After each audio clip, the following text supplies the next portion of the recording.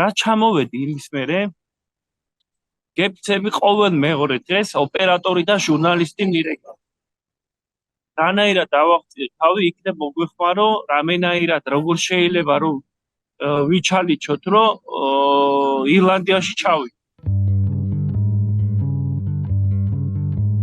აქ ჩამოდიან გონიათ, რომ ყველაფერი აქ ყველაფერი კარგადაა და ყველაფერი თავისით მოდის და რომ ჩაბარდები ძალიან მაგარ ფულს იშოვი. ეგრე არ არის, ძნელია.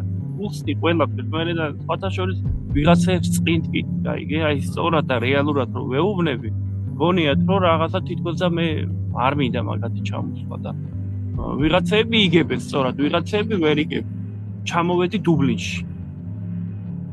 დუბლინში ჩამოვედი, მაგრამ დუბლინიდან იცის როგორ არის, ანუ ემიგრაციაში რო იძებ მონაწილეობას, რომ ბარდები მე განაწილებენ თვითონ. ერთი მისამართიდან მეორე მისამართზე გადადიხარ, მეორედან მერე მესამე.